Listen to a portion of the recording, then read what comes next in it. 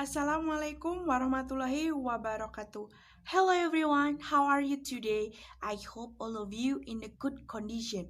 Okay, before we continue to the discussion, first of all, let me introduce my group. My name is Elenia Nadila, and then my friends Amelia Rizky Ramadiani, Hanifah Aulia Kusuma, and then for the last is Andis Febriana Sita Hidayati. We are from the first group.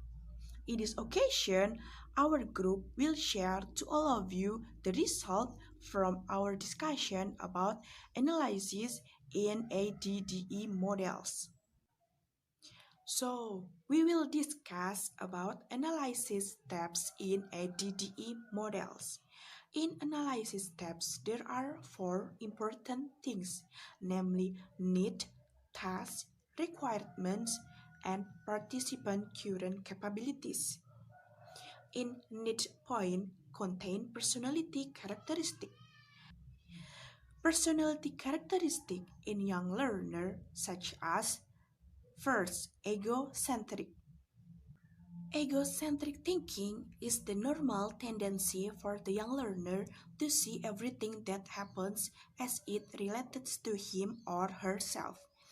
Jadi, egosentris merupakan segala sesuatu yang berhubungan dengan anak tersebut. Egosentrik ini bukan suatu yang egois, melainkan setiap anak itu belum mempunyai atau belum sepenuhnya dapat memahami perbedaan pendapat.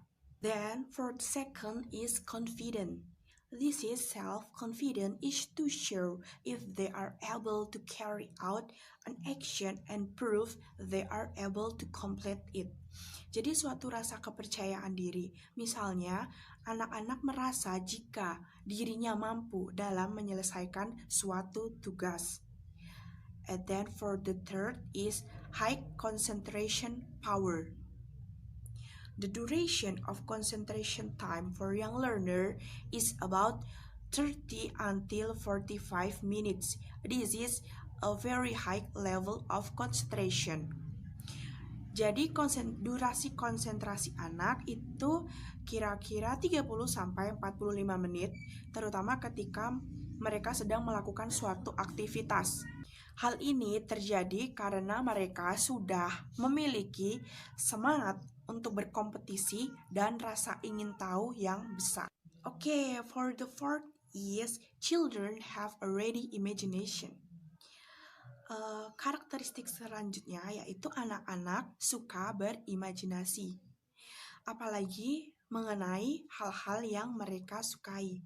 Misalnya, mereka berimajinasi menjadikan dirinya suatu tokoh pahlawan atau action figure yang mereka sukai. Seperti contohnya, mereka membayangkan dirinya menjadi Spider-Man.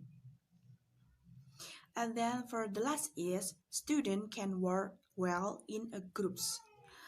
A young learner begin to understand cause and effect, especially when they are work together with their friends. Jadi anak-anak itu sudah mulai mengenal mengenai sebab dan akibat yang akan didapatkan ketika mereka melakukan suatu hal, terutama ketika mereka bekerja dalam suatu kelompok. The next material is cognitive characteristic of the learner. Information from brain research, there are 3 cognitive characteristics for young learner, namely learning styles, multiple intelligences, and thematic teaching and construction of meaning. Learning styles. The individual learners in foreign language classes differ in many ways at every level of instructions. Learners can be characterized as visual, auditory, and kinesthetic learners. They can also be classified as holistic or linear learners. Jadi, pembelajar individu dalam memperoleh bahasa keduanya memiliki perbedaan di setiap instruksi yang didapat. Mereka memiliki style dalam pembelajaran menggunakan visual, auditory, maupun kinestetik. Pembelajar dengan menggunakan style visual berarti ketika belajar mereka lebih nyaman menggunakan alat bantu belajar seperti gambar. Mereka akan lebih mudah memahami materi melalui gambar yang diberikan. Sedangkan pembelajar dengan menggunakan style auditory berarti ketika belajar mereka lebih nyaman dengan mendengarkan. Mereka akan lebih mudah memahami materi melalui apa yang didengar. Sedangkan pembelajar dengan menggunakan style kinestetik berarti metode yang melibatkan gerakan. Mereka lebih nyaman dalam memperoleh materi dan ikut serta dalam mempraktekannya secara langsung. The second, multiple intelligences.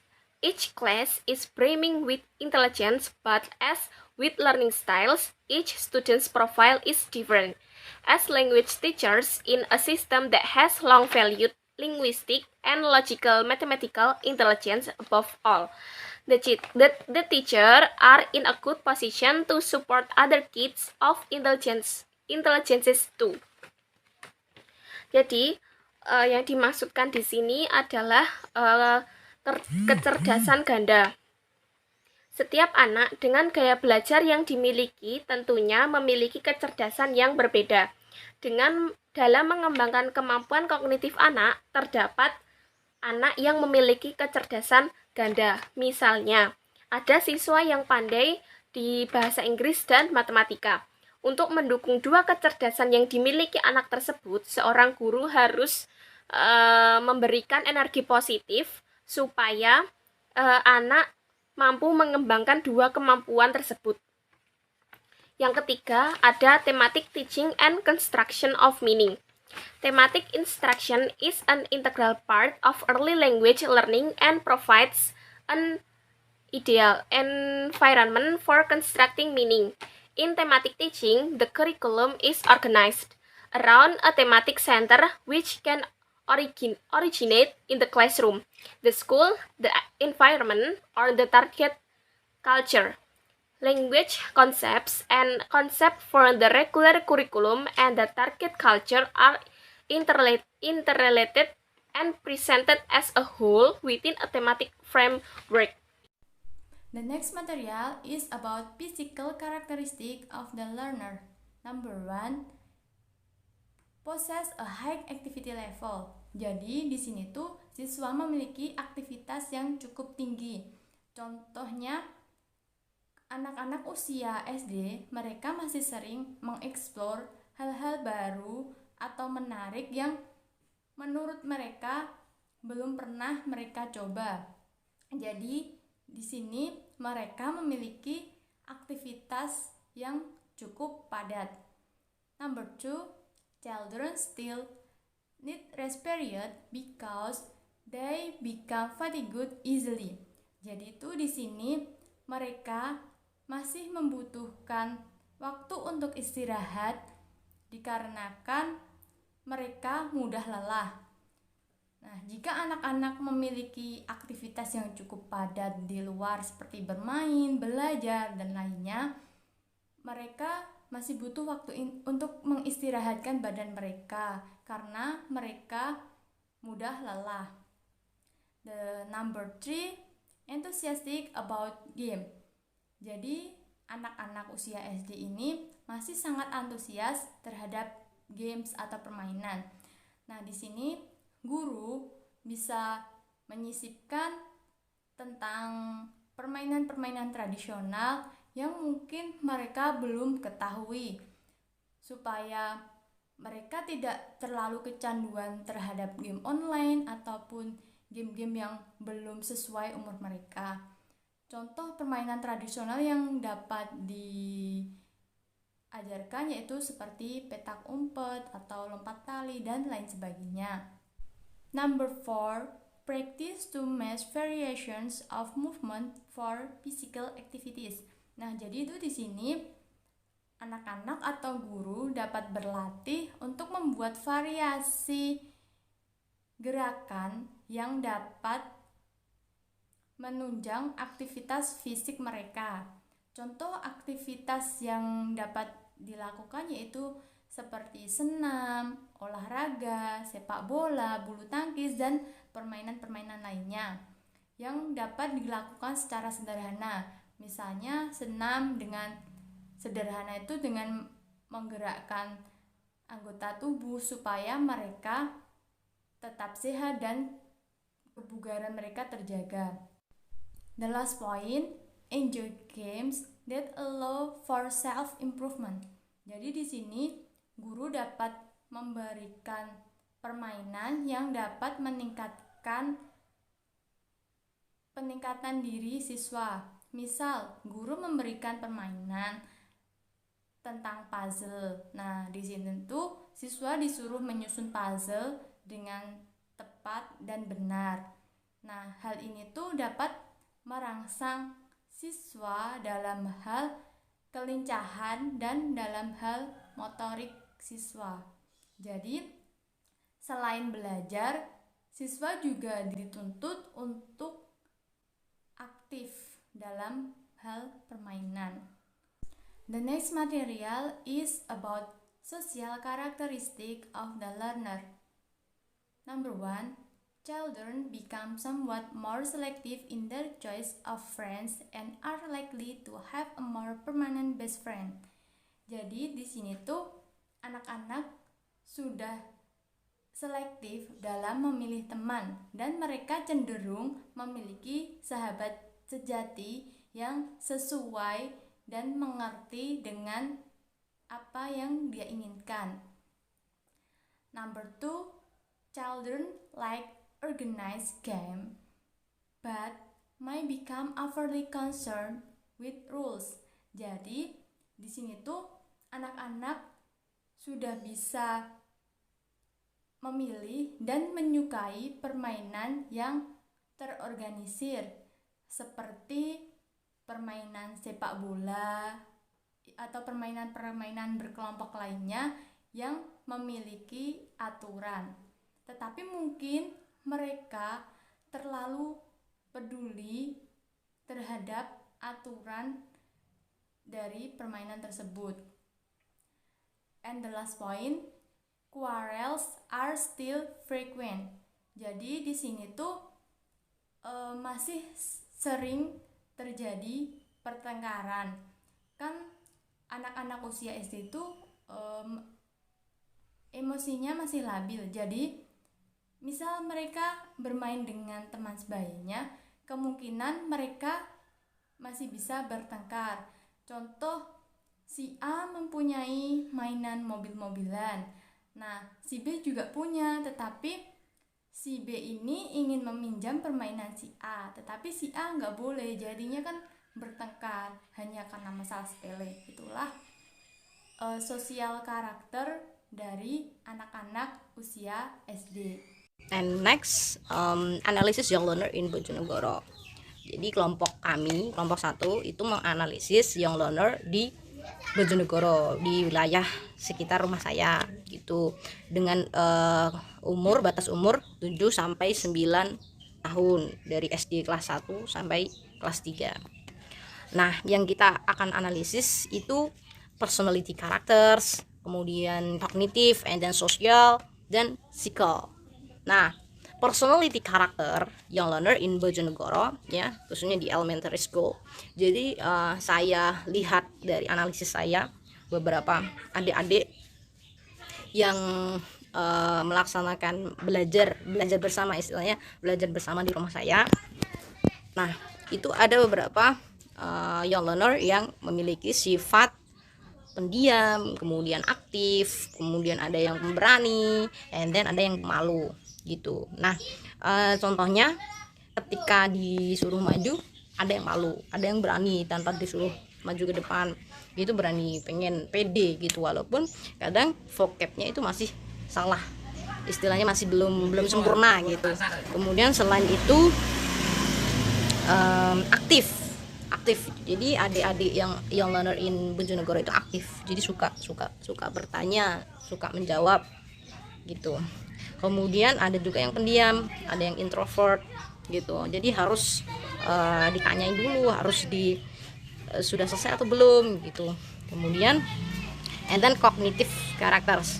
Nah, cognitive karakter ini di daerah Bojonegoro, daerah saya itu use language to express. Jadi istilahnya menggunakan bahasa untuk mengekspresikan. Jadi